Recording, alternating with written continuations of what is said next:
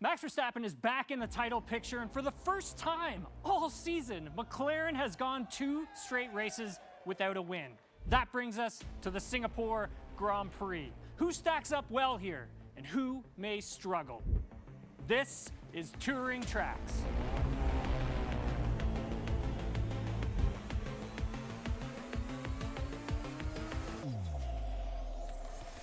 This track is extremely physical, it's very demanding, and it's very hot. As well, it is bumpy at the same time. So tires are going to play a factor in our lap as well, and we'll get to that a little bit later, but I just want to make sure you know about it first off. But let's pass through turns 1, 2, 3, 4, and let's get right to turn number 5, because it is quite important. It leads you onto this nice long straightaway, which drivers can really take advantage of. And we can take a closer look at all of this if we take a look at Carlos Sainz's onboard camera from 2023's pole-winning lap.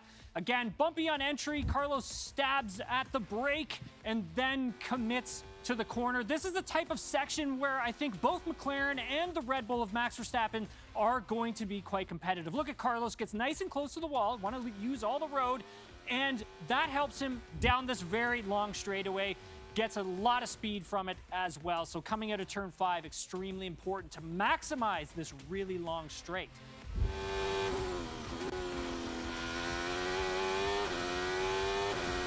All right, let's fast forward all the way up to turns 10 and 11. 2 important corners on this track, especially the entry into turn number 10. And this is McLaren territory right here, as we can see from Lando Norris's onboard pole-winning lap from last season. Norris approaching turn number 10 here, hard on the brakes while turning.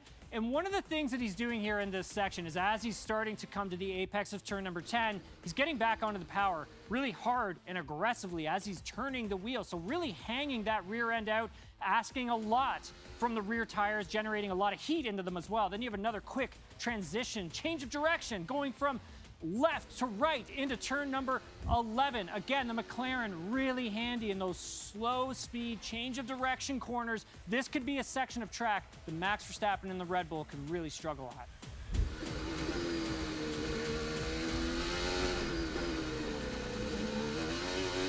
Let's go forward just a few corners and stay within this really tight, twisty section and focus on turn number 13. Hairpin turn. Now again, getting a good entry, a good exit out of turn 13 is going to be very beneficial, because you get this really nice long straightaway that the drivers can take advantage of. So let's take a look at how Lando Norris tackled this section last year with his pole-winning lap as he's approaching turn number 13 here. He's got a bit of a steering lock in, so he's pointed in the right direction. He's quickly going to straighten the steering wheel, slow the car down really, really hard, downshifting, and then he's going to bring the car towards the apex. Now, as he's exiting, the tires are going to be screaming at this point. They got a lot of heat in them, so he's going to squeeze the throttle on. He's not going to jam it on. He's going to squeeze it on as he rockets down this straightaway, taking advantage of having a really good, clean exit. Can gain a lot of time at this track by doing that.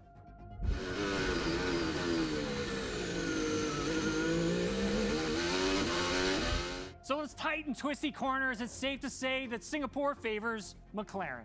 However, don't rule out Max Verstappen, because we've seen him do some magical things this season. And with tracks later on the calendar that do favor Red Bull, Lando Norris and Oscar Piastri are going to have to take advantage of this circuit. They want to put some daylight between themselves and the 4-time reigning Formula One world champion.